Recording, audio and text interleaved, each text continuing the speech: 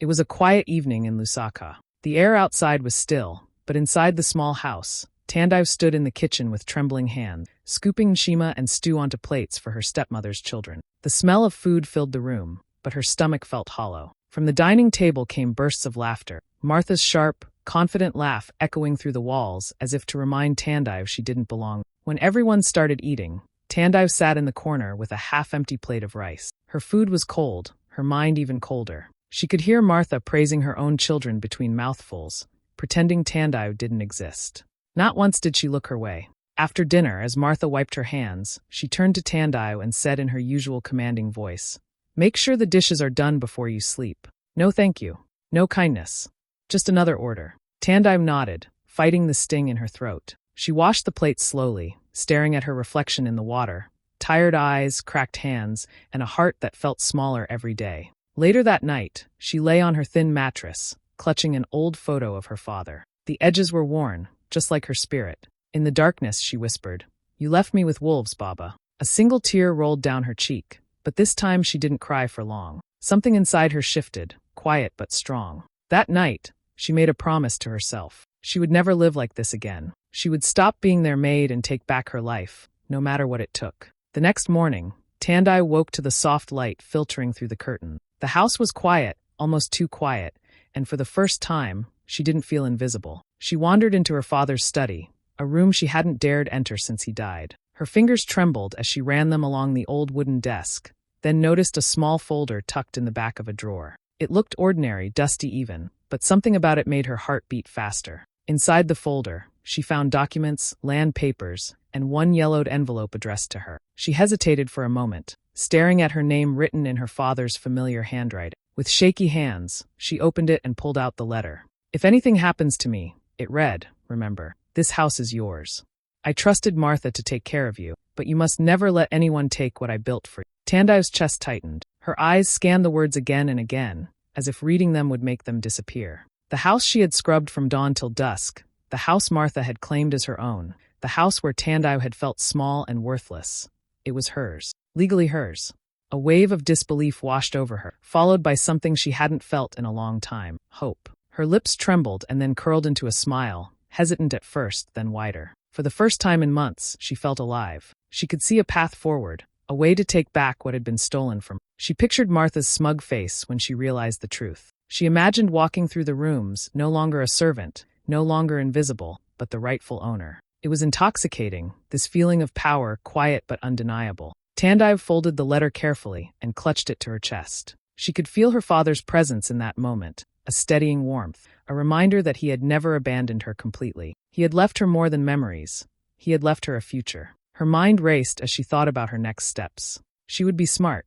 She would be patient. And she would claim what was hers, slowly, quietly, without giving anyone the satisfaction of seeing her raid. She felt a sense of clarity she hadn't known she needed. For the first time, she smiled freely, without fear or shame. She knew exactly what she was going to do. The house, her father's legacy, would finally belong to her, and nothing, not Martha, not anyone, would ever take it away. Tandai left the house with the letter clutched tightly in her hand, her mind buzzing with a mix of fear and excitement. She knew she needed guidance, someone who could make sure everything was done properly. That's how she ended up at Mr. Chirwa's office, the lawyer her father had trusted for years. The moment she walked in, she felt a strange sense of calm. This was her chance to take control.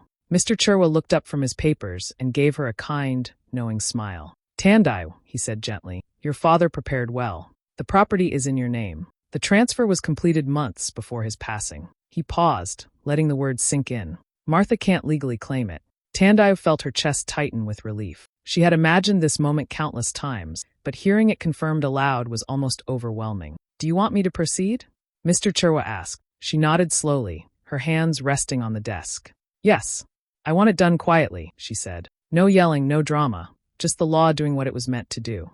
On her way home, she walked past the market, the dusty evening air filling her. The street buzzed with people haggling, children running, the smell of roasted maize in the air. For the first time in years, she felt calm. Not angry, not bitter, just certain. The fear that had followed her like a shadow for so long was gone, replaced by quiet determination. That night, she went through the motions of her old life. She cooked dinner for Martha and the children, serving the plates carefully, smiling when Martha barked her usual comments, nodding when the kids laughed. They didn't notice anything was different, and that was exactly how she wanted it. But inside, Tandai felt a spark of triumph. Every stir of the pot, every slice of vegetables, felt like the closing of one chapter and the start of another. This was the last meal she would serve them as a servant, the last time she would be invisible in her own home. As she washed the dishes afterward, her reflection in the water looked sharper, somehow stronger. The decision had been made, the path set.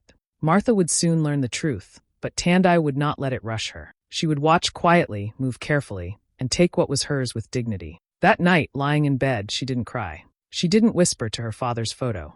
Instead, she closed her eyes with a sense of peace, knowing that for the first time, she was truly in control of her own life. Over the next few days, something strange started happening. Martha, who had spent years treating Tandai like she didn't exist, suddenly began acting different. She smiled more, her tone was softer, and she even said things like, "You're growing into a fine woman. I might even let you join us at the table someday." Tandai raised an eyebrow, unsure if she should feel flattered or suspicious. It felt too sweet, too sudden, and she knew better than to trust it. That evening, after everyone had gone to bed, Tandai heard Martha talking on the phone. At first, she tried to ignore it, but the words cut through the quiet night like knives. "She's just a useless orphan," Martha laughed. "At least she can clean. What else is she good for?" Tandai stood frozen for a moment, listening. The familiar sting of humiliation came back, but something inside her had shifted. She didn't cry.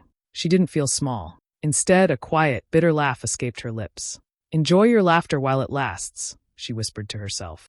That night, after Martha went to sleep, Tandai began preparing. She moved slowly but carefully, collecting small boxes and packing away her personal things, her clothes, her favorite dishes, her few keepsakes from her father. She made sure everything fit neatly into a locked drawer in her room, her own little fortress of privacy and security. As she worked, she thought about the upcoming days, about the plan she had set in motion with Mr. Chirwa. Patience would be her weapon. Every smile, every fake compliment from Martha, would be her signal to stay calm, to wait. She felt a strange thrill in the quiet plotting, a sense of control she hadn't known in years. By the time she finished, her room was orderly, her personal things safe, and her mind clearer than ever. Tandai realized she wasn't just waiting. She was preparing to reclaim what was hers, quietly and perfectly. Martha could laugh, mock, and pretend all she wanted, but Tandai knew the truth. This time, the game had changed, and when the moment came, there would be no hesitation, no fear, only justice. Saturday evening,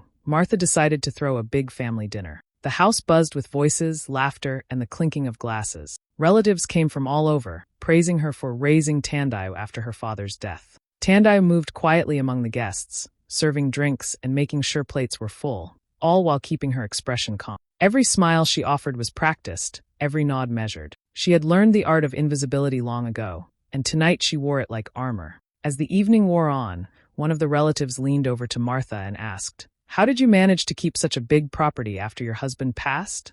It's not easy to hold on to a house like this." Martha's eyes flickered with a hint of pride, and without hesitation she replied, "Oh, he left it to me, of course. Tandai had nothing to do with it." She laughed lightly, brushing off the question as if it were nothing. Tandai's hands froze for a second as she poured wine into a glass. Across the room, her eyes met Martha's. There was no need for words, just that quiet, knowing look. Martha didn't realize it, but Tandai was no longer the frightened, obedient girl she had controlled for so long. The truth was waiting, and it was about to arrive. The rest of the night passed in a blur of polite conversations and careful movements.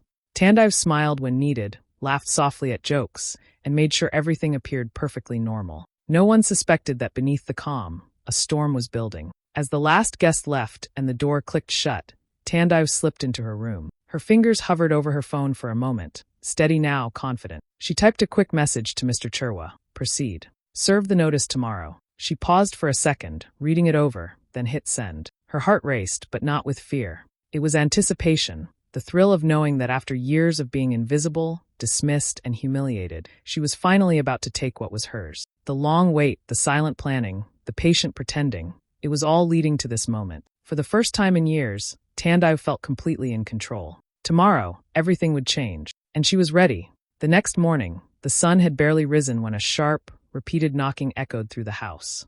Martha stumbled out of bed, her hair messy and her voice still hoarse from sleep. She opened the door to find a man in a crisp suit holding an envelope. "Good morning, ma'am. This is for you," he said, handing it over without another word. Martha blinked at it, then tore it open. Her eyes widened as she read the words printed clearly on the paper. Legal notice. You are to vacate the premises within 14 days. Property owner, Ms. Tandai M. Zulu. Her hands shook, and she let out a strangled scream. This must be a mistake. This can't be happening. From the staircase, Tandai appeared, calm and composed as ever. She had dressed carefully, her bag already packed with a few essentials, but her face held none of the rage Martha expected to see. She walked down slowly, each step measured, her eyes locked on Martha. It's not a mistake, Tandai said softly, her voice steady. You made me serve you for years. Now it's your turn. Martha's face drained of color, her mouth opening and closing as if searching for the right words. She screamed, threatened, even tried to bargain, but Tandai didn't flinch.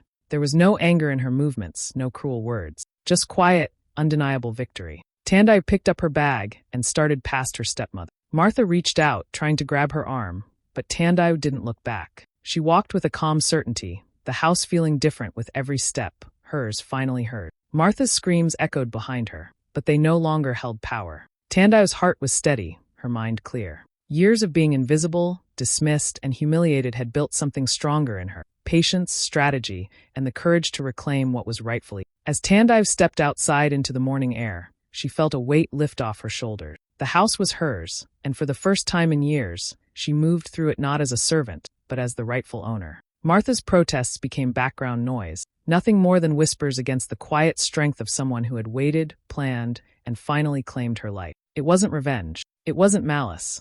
It was justice served perfectly, legally, and finally. For days, the house was chaos. Martha's screams filled every corner, echoing off the walls that had once been her domain. She pleaded, bargained, threatened, and finally, she cried, sometimes all in the same breath. Her children followed her lead, rushing to Tandai with tears in their eyes. You can't kick us out.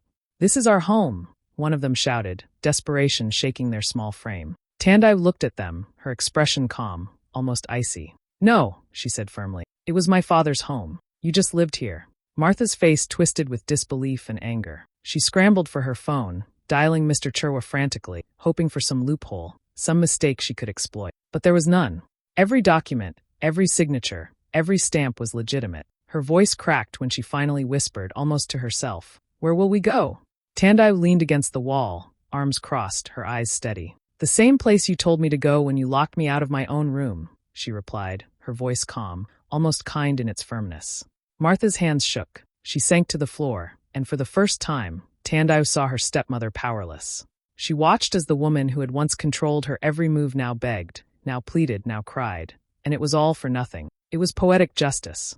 Every insult, every humiliation Tandai had endured, every night spent scrubbing floors and serving meals in silence, had led to this moment. And it was all legal, perfectly legal. Tandai moved through the house with quiet confidence, checking that her own belongings were safe, her personal space untouched. Martha's children watched, confused and scared, as the reality settled in. The house would no longer be their playground, no longer their stage to lord over her. Tandai felt a strange calm in the middle of the storm. There was no rush, no need for shouting or revenge. Justice had arrived, slow and steady, in the hands of the law, and she had played her part perfectly. As the days passed and Martha's desperation grew, Tandai stayed composed. She didn't gloat, didn't smile cruelly. She just watched, quietly satisfied, knowing that for the first time in her life, the balance had finally shifted, and it would stay that way. On the 14th day, a moving truck pulled up in front of the house. Martha's friends lingered at the edge of the street, whispering among themselves, their eyes fixed on the scene. Tandai stood on the porch, her hands folded calmly, watching as Martha packed her last box. The woman moved slowly now, defeated, her shoulders slumped, her usual sharpness gone. "You'll regret this," Martha muttered without looking up, her voice a mix of anger and desperation. Tandai met her gaze for a moment, her face serene. "No," she said quietly, "I regret letting it go on this long." The truck doors closed with a final thud, and as it drove away, silence fell over the street. The usual noise of the neighborhood felt distant, muted, almost respectful. Tandai took a slow breath, stepping down from the porch. She knelt on the familiar floor, the same one her father had walked on, swept and polished by her hands countless times. She let her fingers brush the cool tiles, feeling the weight of history, memory, and finally, victory. Her eyes closed and she whispered, "Baba, I kept your promise. No one will take this from me again." The words felt heavy and light at the same time, a release of years of pain and fear, but also the embrace of a future she had fought for. She stood, dusting her knees, and looked around the house. It was hers now in every sense, not just legally, but in the way the air felt, in the way the rooms held her presence, in the quiet sense of safety that had been missing for too long. Martha was gone. Her children were gone. The shadows of fear and humiliation that had once filled these rooms had vanished with. Tandai breathed in the morning air, smelling the faint scent of polish and the lingering warmth of sunlight on the. For the first time in years, she felt free. She felt strong. She felt the kind of peace that comes from standing in the place you were meant to stand, doing what you were meant to do. Tandai turned toward the house, brushing a strand of hair from her face, and smiled softly. The past was behind her, the house was hers, and for the first time, she could imagine a life built on her own terms.